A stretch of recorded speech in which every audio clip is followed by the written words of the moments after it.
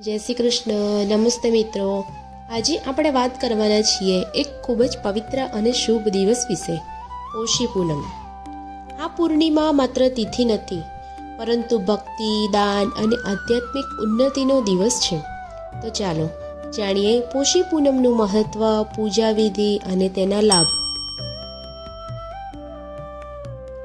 પોષી પૂનમ એટલે પોષ માસની પૂર્ણિમા. આ દિવસ ભગવાન વિષ્ણુ, શ્રી કૃષ્ણ અને માતા લક્ષ્મીની ઉપાસના માટે ખાસ માનવામાં આવે છે. પોષી પૂનમના દિવસે કુંવારી બહેનો પોતાના ભાઈ માટે પણ ઉપવાસ કરે છે. અને પોષી પૂનમ એટલે માં અંબાજીના પ્રાગટ્યનો દિવસ ગણવામાં આવે છે. પોષી પૂનમનું ધાર્મિક મહત્વ શું છે? તો આ દિવસે સ્નાન અને દાન કરવાનું વિશેષ મહત્વ છે. ગંગા કે પવિત્ર નદીમાં સ્નાન કરવાથી પાપો નાશ પામે છે.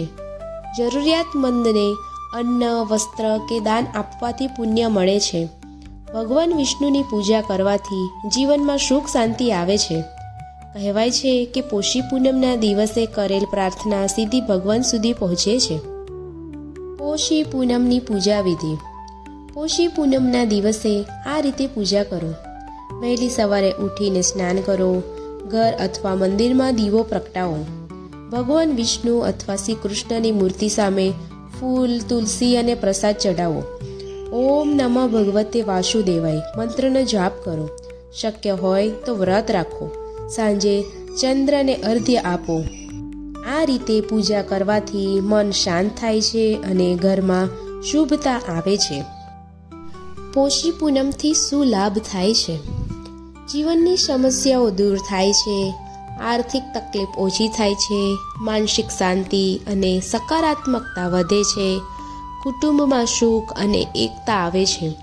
પોષી પૂનમ આપણને દાન, દયા અને ભક્તિનો સંદેશ આપે છે.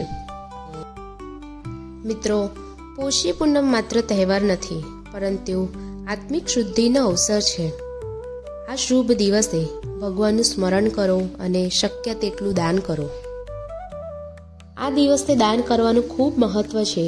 ખાસ કરીને તલ અને ગોળ દાનમાં આપવા ઉત્તમ માનવામાં આવે છે.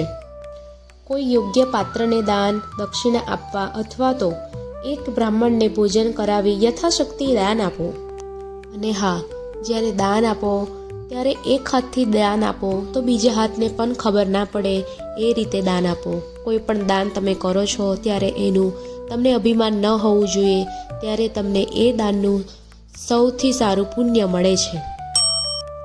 પોષી પૂનમના દિવસે કુંવારી બહેનો પોતાના ભાઈના લાંબા આયુષ્ય, સુખ, સમૃદ્ધિ અને તંદુરસ્તી માટે મંગલ પ્રાર્થના કરે છે.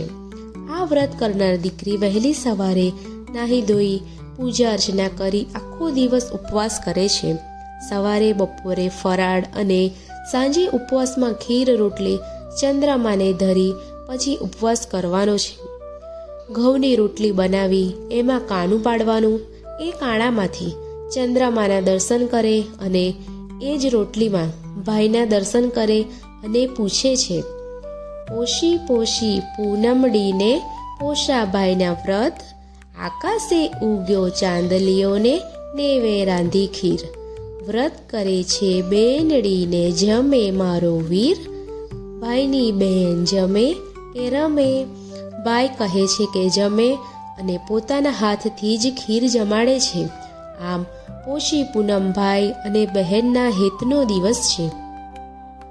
મિત્રો, આ વિડીયો તમને પસંદ આવ્યો હોય તો શેર અને કોમેન્ટ જરૂર કરજો. રાધે કૃષ્ણ.